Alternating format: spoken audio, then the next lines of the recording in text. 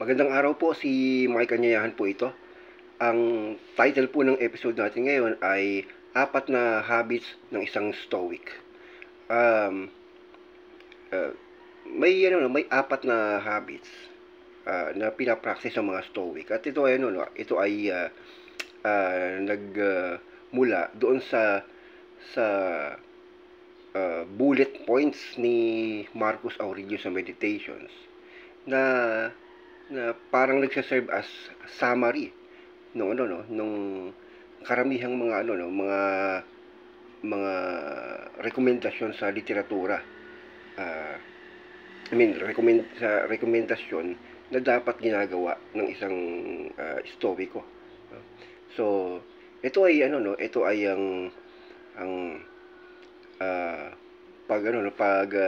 pa-practice kung papaano mabuhay ayon sa sa ating angking kalikasan, no? Or in English, no, how to live in accordance with our nature, no? Ngayon, isang paniniwala ng mga Stoics na tayong mga tao, likas sa atin ang gumamit ng kaisipan para mabuhay, no? Dahil kinikilala dito na ang ating kalikasan ay tayong mga tao kumpara sa ibang mga nilalang ay may angking katalinuhan. At ito ang ating kaparaanan para tayo ay mag-flourish, no?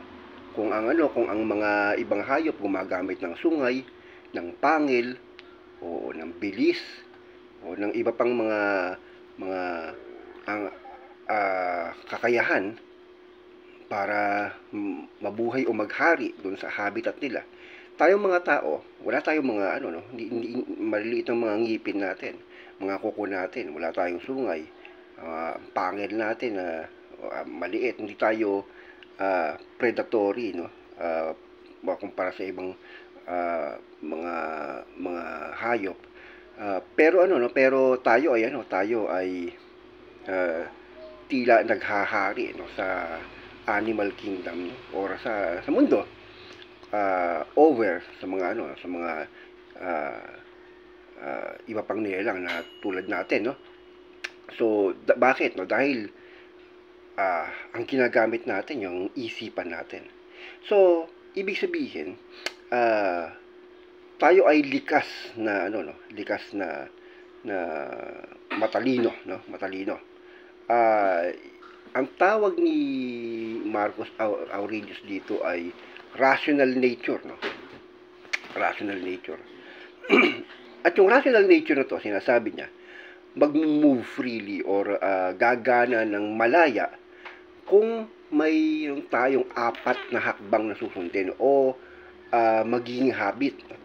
So, at ang apat na habits na ito ay nilagay niya sa bullet points. So may apat na bullet points ito.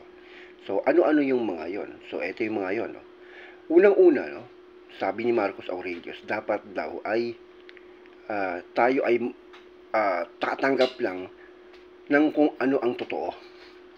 So ibig sabihin, wala tayong tatanggaping kasinungalingan, o hindi tayo mabubuhay sa kasinungalingan, or hindi natin lulukuhin ng sarili natin.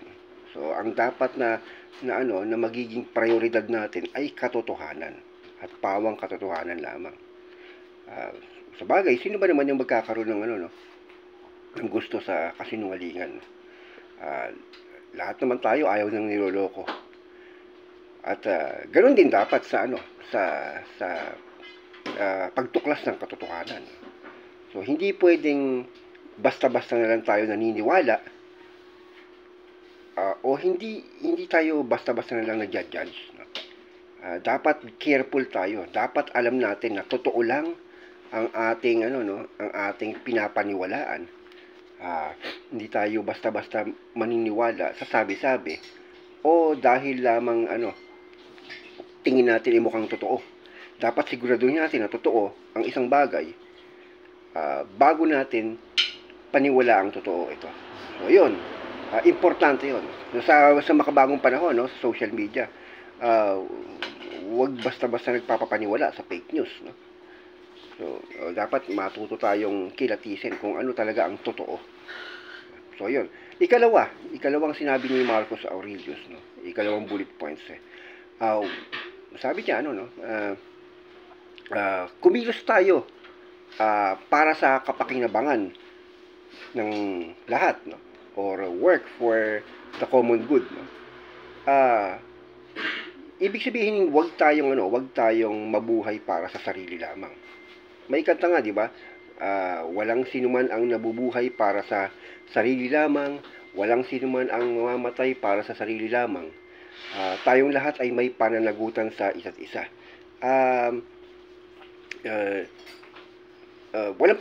Walang problema kung tugunan natin ang mga sariling pangangailangan natin. O minsan mahalin natin yung sarili natin. Pero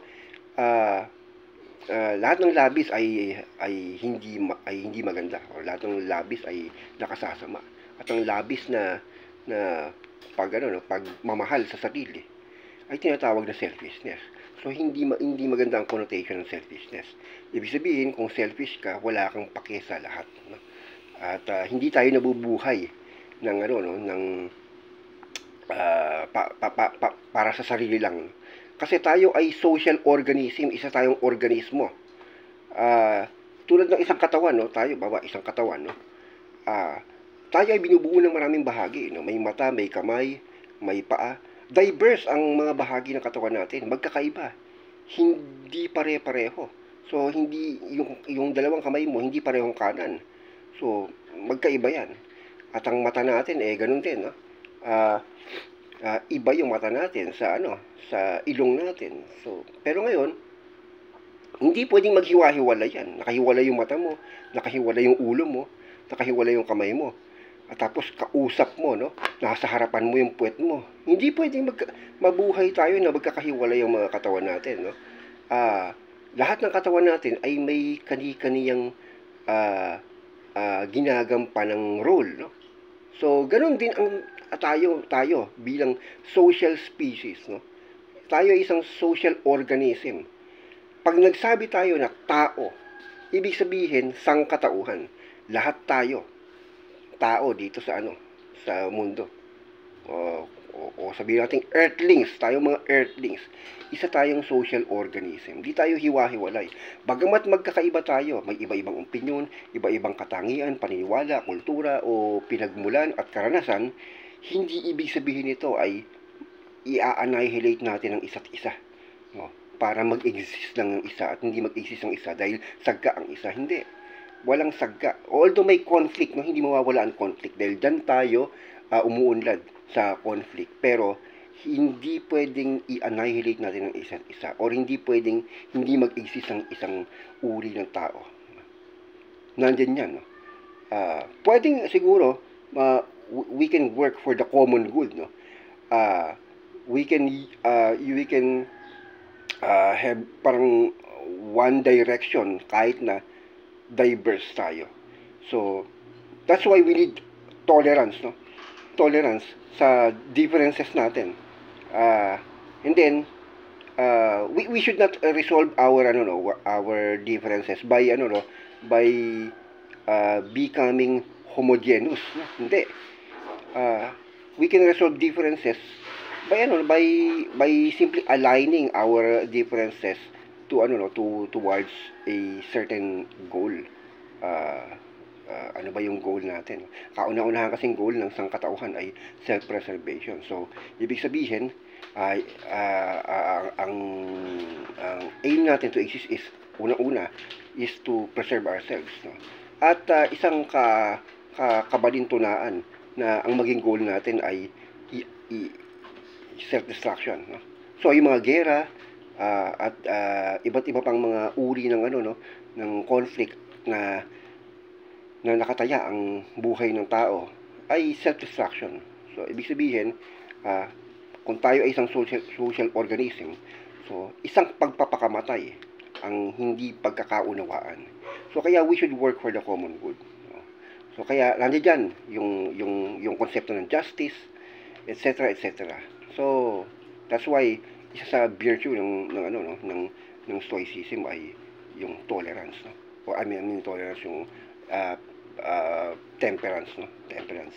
So humility, patience, kindness, etc., etc. Okay, anyway, so yun, work for the common good. Ikatlo, no, dapat i-align natin yung ating mga kagustuhan at pangangailangan ayon sa ating kakayahan at kontrol, no. Hindi pwedeng lahat ng gusto natin ay mangyayari or masusunod, no. May mga gusto tayo na nagiging ano no, nagiging nagse-serve sa purpose natin kung ito ay ayon sa ating kakayahan at ano no at control. So halimbawa no, may gusto kang ano no, may gusto kang tao no, gusto mo siyang mapangasawa balang araw, o di ba? Ngayon ayaw niya sa iyo. Alam ka naman pilitin mong magustuhan kanya, di ba? So hindi mo pwedeng puwersahin na magustuhan kanya. O kaya halimbawa naman may meron ka nakitang tao, di ba? Uy, ang ganda ng mukha niya. Uy, ang pogi-pogi niya, no? Gusto mo yung mukha niya, no? Ikaw, halimbawa, hindi ka naman kagandahan o kagwapuhan. Alam ka naman kunin mo yung mukha niya, isalpak mo sa mukha mo. O kaya, halimbawa, wala na talagang pag-asa yung mukha mo, yun talaga. So, baka pwedeng ang maging goal mo, no? Magano na lang. Magsuklay, ayusin yung sarili, o kaya at least maghilamos, o mag-makeup kung babae ka, no? O kung lalaki ka, siguro hanggang ano na lang, hanggang pagpapakinis na lang ng pisngi, o ayusin mo yung balbas mo, bigote, no? Yun, kontrolado mo yun, no? Pero yung salpak mo yung mukha ng tao sa mukha mo, medyo imposible yun, no? That's beyond your control, no? So, ganun, halimbawa, kung gusto mong maging pinakamayamang tao sa buong mundo, walang problema kung kontrolado mo yun o kaya mo, no? Pero, kung hindi mo kontrolado at kaya mo, pero ipipilit mo yung gusto mo na masunod, baka, kung di ka mabigo, manakit ka pa ng iba, diba? So, kaya dapat i-align natin yung kagustuhan natin ayon sa ating control at kakayahan. So, yan yung third na bullet point, no? At ika-apat, no, sinasabi dito ni Marcus Aurelius na let's embrace what nature dictates us or assigns us, di ba? So, ibig sabihin, tanggapin natin kung anong didikta ng kalikasan, no? So, halimbawa, ikaw ay gaya nung sa post ko, no, na kumakain ka, at gusto mo yung pagkain, favorite mo yung pagkain, then takam ka. At dahil gusto mo yun, sinusunod mo yung gusto mo, di ba? O pero, kain ka ng kain, gusto mo pa rin, kaya lang hindi kaya ng tiyan mo, busog ka na. Pag pinilit mo, hindi ko alam kung makakayanan pa, kasi pag pinilit mo, ikasasama mo yan, ikamamatay mo, maiimpatyo ka. Hindi ba, merong vlogger nga, no, mukbang, no? Recently, namatay dahil pinilit kumain nung baboy ba yan o ano. So yun, ibig sabihin nun,